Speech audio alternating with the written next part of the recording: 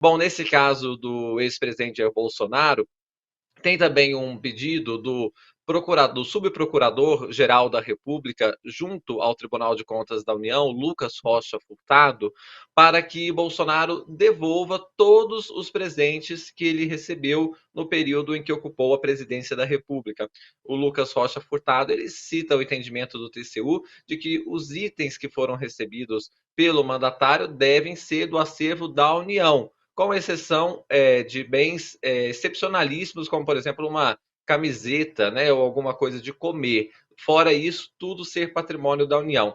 E aí, Bosco, eu pedi para a Paty fazer uma arte de alguns itens que o TCU já mapeou e que pede a devolução. Vamos ver, Paty, que itens são esses? Olha lá. Alguns itens listados que o Bolsonaro deve devolver. Miniatura de um capacete antigo de samurai, avaliado em R$ 20.000. Quadro que mostra Jerusalém com o Templo de Salomão, avaliado em R$ 5.000.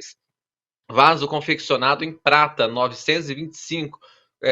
Confesso que eu não sei o que é esse 925, não entendo de joias, mas está avaliado em R$ 16.000. O que eu achei mais curioso de todos, Bosco, é uma maquete do templo Taj Mahal, confeccionada em mármore branco, avaliada em R$ 59.000. Essa é uma pequena parte aí desta lista de itens que devem ser devolvidos, e o Lucas Rocha Furtado também pede, Bosco, um pente fino, que o TCU veja mesmo quais itens o Bolsonaro recebeu na presidência da República.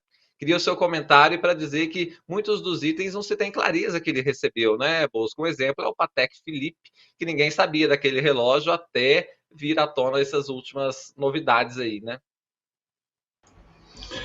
Então, Afonso, olha, esse ato aí do Lucas Furtado, ele não é coincidência, evidentemente, ele faz um contraponto ao que a defesa do ex-presidente Bolsonaro tem reafirmado nos últimos dias, que é aquela história, né? A melhor defesa, às vezes, é o ataque. Então, a defesa do ex-presidente Bolsonaro partiu para o ataque, dizendo que ia requisitar a devolução, ao TCU, a devolução dessas joias aí que foram vendidas e recompradas, enfim, de toda essa joalheria que o ex-presidente estava formando no seu plano doméstico, Afonso. Então, o Lucas Furtado se antecipa e manda que ele devolva tudo, não só essas joias aí, mas todos os outros presentes, porque a essa altura a pergunta que se faz é: vem cá, o que tem mais aí que a gente não sabe? Porque sabemos que tem um verdadeiro acervo lá na casa do piloto Nelson Piquet, né? E não vale comparações com o passado, como tem feito os bolsonaristas, Afonso, por uma razão muito simples. Durante muito tempo houve pouca clareza do ponto de vista legislativo, da lei, sobre esse aspecto, né, da questão dos presentes recebidos. E por isso alguns presidentes levaram coisas que receberam para quando deixaram o governo. Collor fez isso, não é? O presidente Lula, nos seus mandatos anteriores, fez isso. É possível que a presidente Dilma tenha feito tudo isso quando não havia uma clareza. Eu me lembro, por exemplo, que o ex-presidente Collor, assim que foi deposto, ele fez na casa dele, na casa da Dinda, isso é uma história interessante, uma réplica do gabinete presidencial. E ele andava, recebia as pessoas na sua casa, paramentado, como se estivesse no exercício do cargo, uma espécie de fantasia, um pouco de delírio.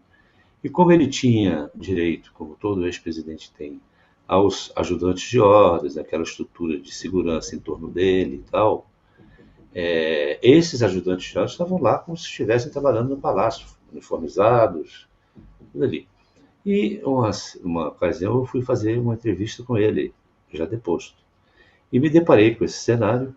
E neste gabinete, que era uma réplica do gabinete presidencial, havia muitos presentes, documentos, coisas que ele tinha recebido no exercício do mandato. Estavam lá.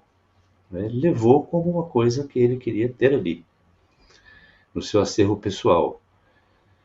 Mas não se tem conhecimento, Afonso, de nenhum deles que tenha vendido esse patrimônio. Não é? Ali tratava-se apenas de saber se era legítimo ele manter o acervo, o ex-presidente, os ex-presidentes, ou esse acervo ficar em posse da presidência da República. Esse era o dilema, né? Esse era o vácuo da legislação sobre isso. Né? Tanto assim que no caso do ex-presidente Lula, os bolsonaristas ficam aí, mas e os presentes que o Lula levou? Assim que instado, ele devolveu. Quer dizer, a dúvida ali era se ficava com ele ou com a presidência da República. E todo ex-presidente gosta de ter o seu acervo, Afonso. O Fernando Henrique fez o Instituto Fernando Henrique, o Lula fez o Instituto Lula, né? O ex-presidente Zé Sarney tem lá na sua ilha, no Maranhão, e tem um instituto também, Zé Sarney, no Maranhão. Em outros países, como os Estados Unidos, o Estado providencia isso, né? Uma espécie de museu daquela gestão e tal. Então, não, sobre isso, o vácuo era esse.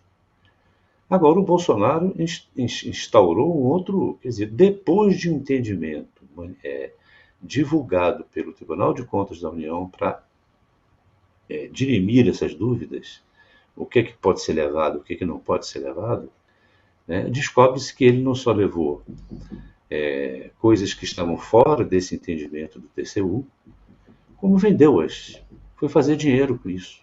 Né?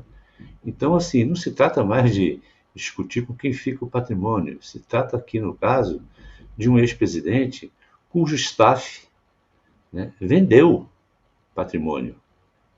Esse é o ponto. O patrimônio está guardado com o ex-presidente Bolsonaro, está vendido, está no mercado, para fazer dinheiro. É isso que diferencia esse caso de todos os demais. Não é? Não há defesa para isso. Né? Então, assim, o Lucas Furtado está se antecipando a essa postura da defesa do ex-presidente Bolsonaro, de que ele não só faz jus a isso, como quer de volta. É uma estratégia de defesa que não vai ter a menor possibilidade de prosperar, porque, por exemplo, a defesa considera que o relógio Rolex, então, se encaixa naquilo que o TCU definiu como objetos de uso pessoal.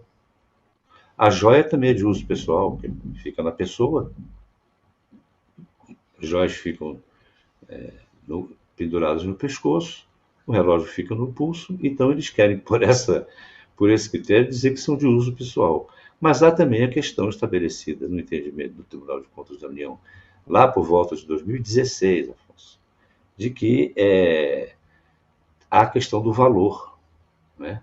É de uso pessoal, mas não uma joia de 16 milhões, ou 12 milhões, ou um relógio de 5. Não. Há a questão dos valores. Então, tudo isso foi desobedecido e para virar contrabando. Porque o que se está fazendo, o que o CID comandou, foi uma operação de contrabando. Você trazer joias caríssimas do exterior que foram presenteadas, tentar entrar aqui sem passar pela alfândega, se deu mal num dos casos, não sabemos de outros que possam não ter sido detectados pela Receita Federal, né? Mas caracterizou o contrabando, traz para cá, depois leva para o exterior no avião presidencial para vender lá fora. E internalize esse valor obtido com dinheiro em espécie, como ficou claro naquela questão daquele diálogo sobre os 25 mil dólares que estavam em posse do pai do Cid, o general Lorena Cid, e que o Cid diz claramente na conversa com o pai que é um dinheiro do Bolsonaro.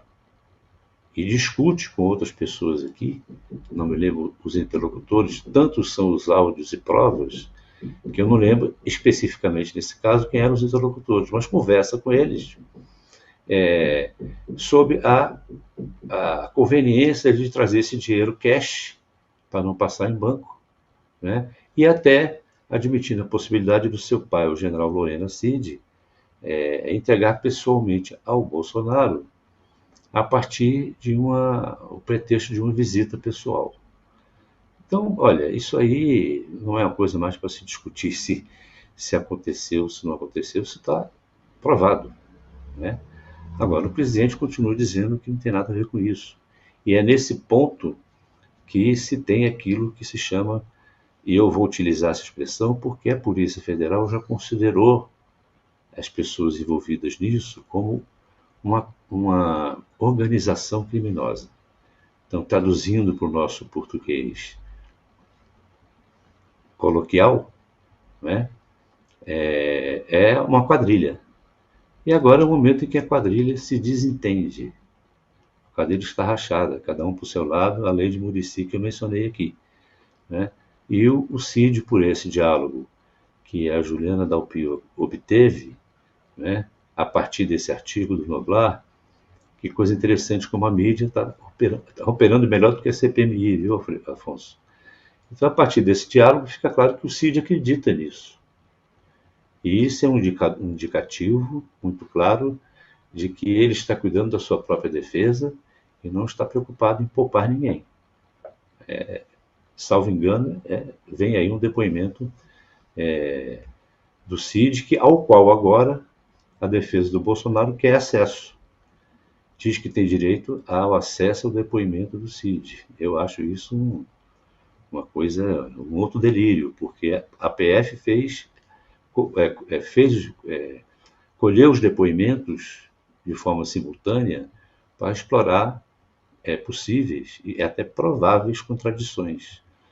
O Bolsonaro ficou calado no depoimento dele, evidentemente com a perspectiva de conhecer antes o depoimento do CID e de fazer desmoronar essa estratégia da PF. Agora ele quer acesso ao depoimento do CID.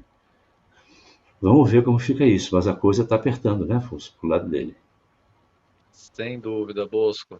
Achei muito interessante a tua analogia de que os itens personalíssimos eles devem ter entendido que é o que dá para usar, né? Se a joia dá para usar, é um item pessoal, se é um relógio Patek Philippe, deve ser isso que eles entenderam. Então, claro que é uma brincadeira, porque os altos valores desses itens não dão margem para dúvida. A nossa audiência aqui é participando, Bosco. A Sônia Soares falava sobre essa questão dos ex-presidentes também, dos outros, né, em devolver presentes. Você já abordou esse assunto, mas vou ler o comentário dela. Olha, e o Lula também tem que devolver as joias que recebeu e que ele disse que levou e guardou no Banco do Brasil. O Bosco já trouxe também esse ponto aqui no comentário.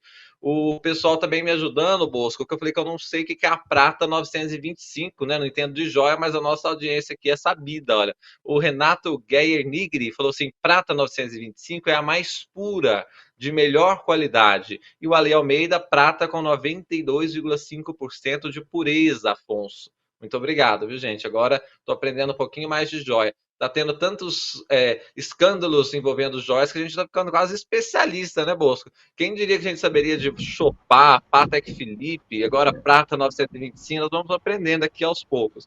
O Evandro CC, assim, na vida real, ao contrário das leis da física, os opostos não se atraem, mas os similares andam juntinhos, de mãos dadas.